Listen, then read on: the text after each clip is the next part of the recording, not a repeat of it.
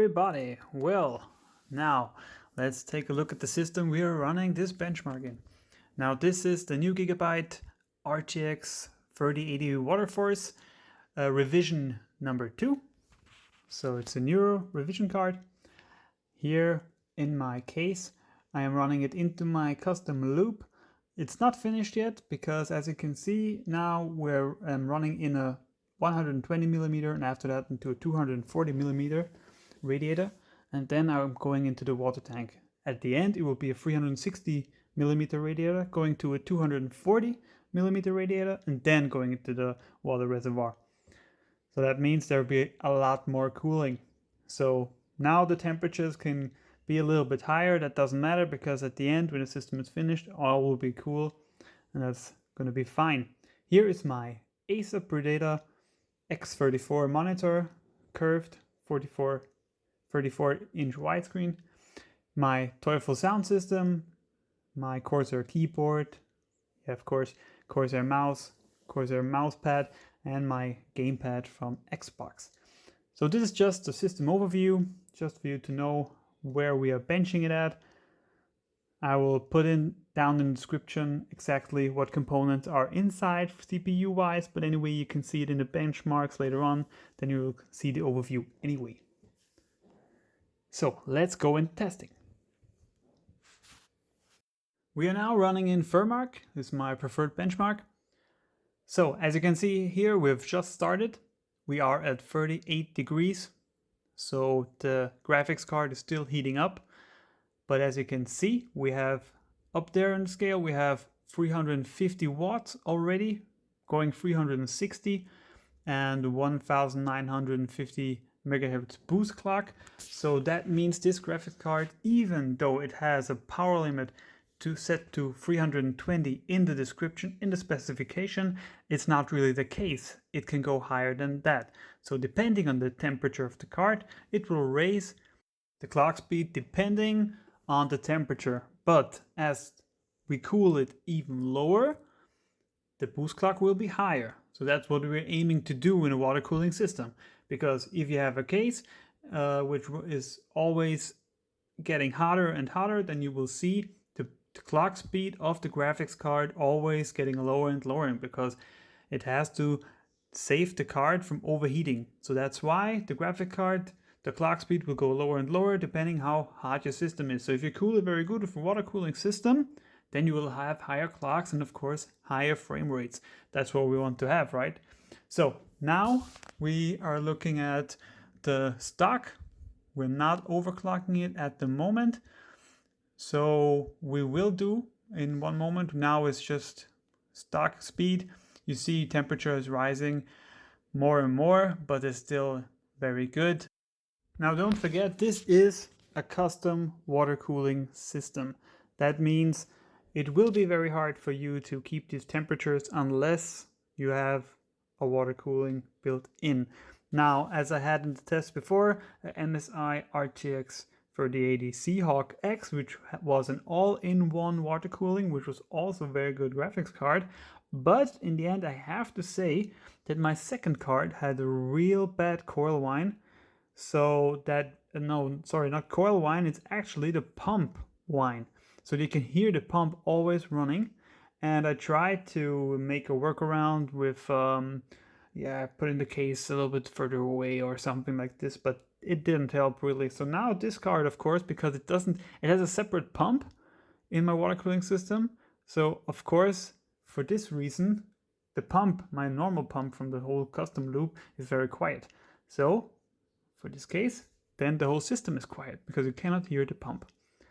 In most AIO's graphic cards, the pump is really loud anyway, but you will have to live with it because you don't have much choice. You can run with high ventilation noise, with pump noise, or you invest a lot of money into a custom water cooling and then it will be quiet. But depending on how much money you have, that's the only reason, the money, because installing it is quite simple nowadays. If you do it with hoses like I did and not use hard tubing, then it's not so bad. Not so bad to install it. Anybody can do it, as I can see. Just have to be brave enough because it's the water inside. So Further now, I've just overclocked it in the meanwhile to 50 megahertz more on the clock speed. So it's a light overclock. It ran perfectly. So I'll go straight away to 100 and let's see. 50 always works with any graphics card. It's going to be just interesting to see how far we can overclock this card. But my limit will be 250 anyway. I'm not sure. I don't want to really go higher. I can do it another time, but for now I just stick at 250 and see how far we will be able to go without crashing.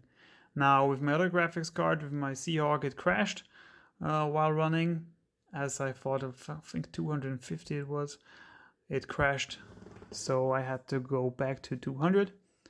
And in any case, I didn't see it boost that much. So the Seahawk, even though you put the values inside the MSI Afterburner, you couldn't boost it that high. That's definitely the case because you have the power limit. So in this card, it seems like the power limit is open somehow.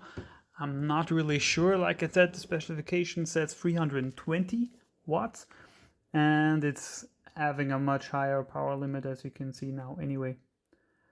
So let's see how far we can go. 150.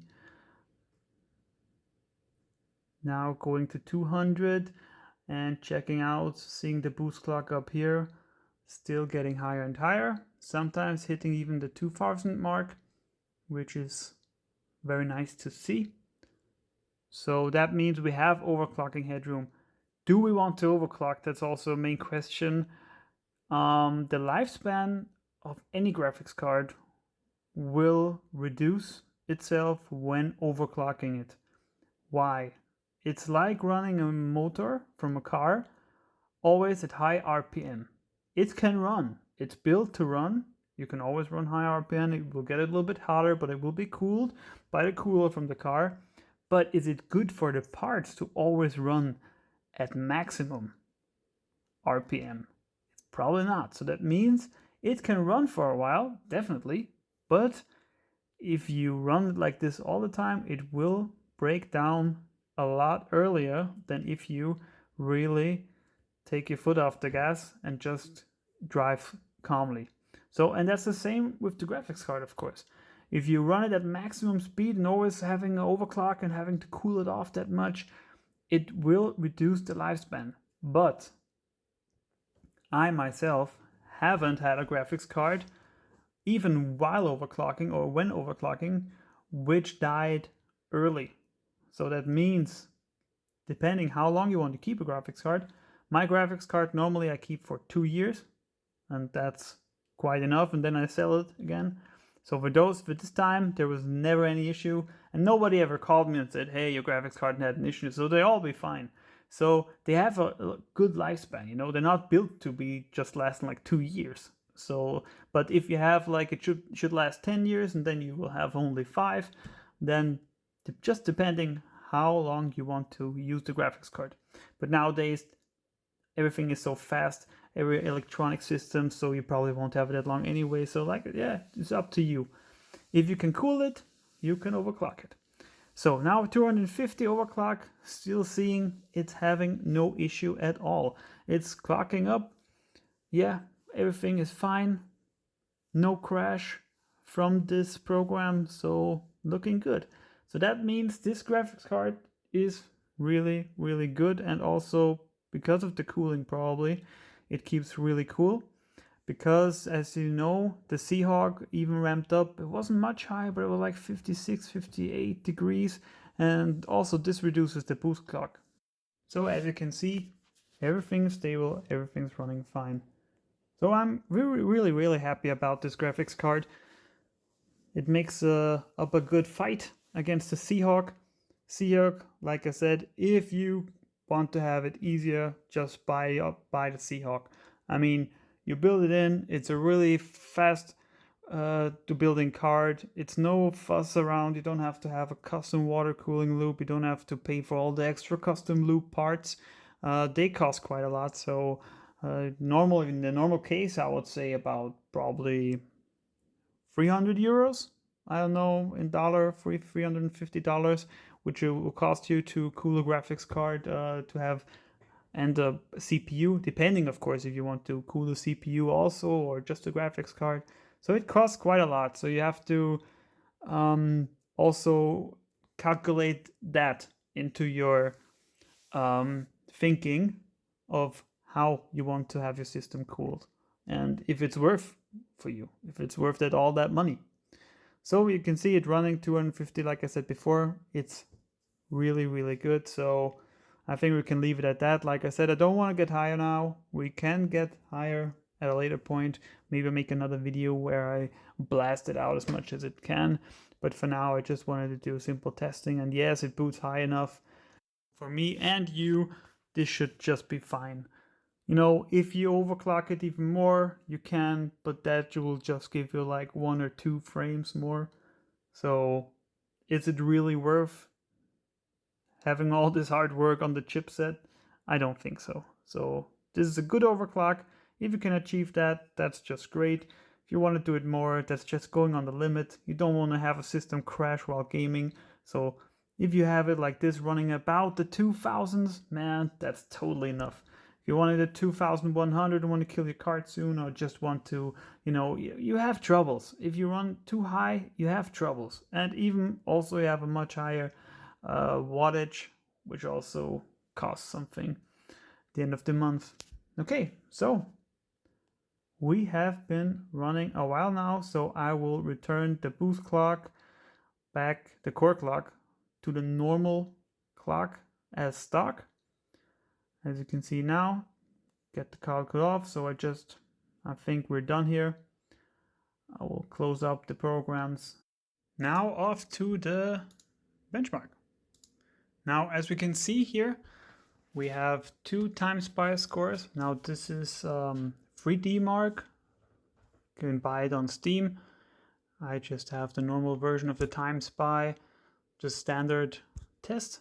So as you can see here, on the left side is the MSI Seahawk, fully boosted with 250 plus on the core, 200 plus on the core. And on the right side, just the stock Gigabyte Waterforce. So one thing to notice here is that the MSI Seahawk had a boost from 200 MHz extra over MSI Afterburner while doing this test. And the Gigabyte Waterforce overclock did have no overclock extra in MSI Afterburner. That means that the cards are having the same power, the same FPS power outputted, with one having a total overclock and the other one with no overclock extra. So you can see the difference, which is done through the power limit, right? So MSI really has quite, if they would open the power limit, that would be just great and you could overclock it more. But here you can see, in this case, Gigabyte was better. Now we can see the spec sheets, okay? And if you look at the spec sheets here, you can see it 320 watts on the left side for the MSI. And on the right side, it doesn't really show. It just shows you that you would need a recommended PSU for 750 watts. You can also see the boost clock is a little bit higher on the Gigabyte gaming OC Waterforce. It's a little bit higher with 1800 megahertz in comparison to 1785 megahertz on the Seahawk.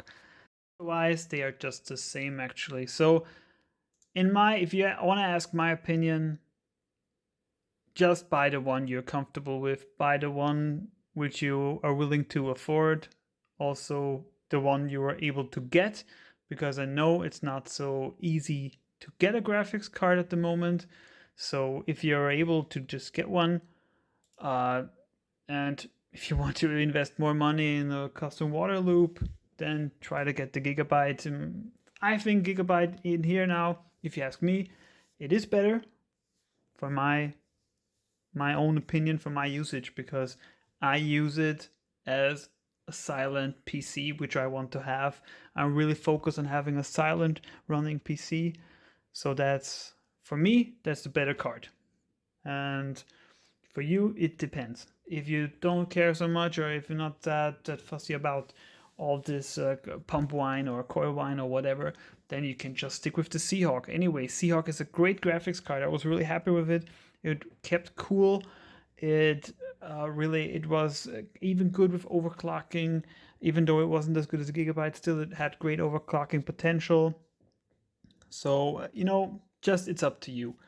Seahawk, AIO water cooling, easy to fit in.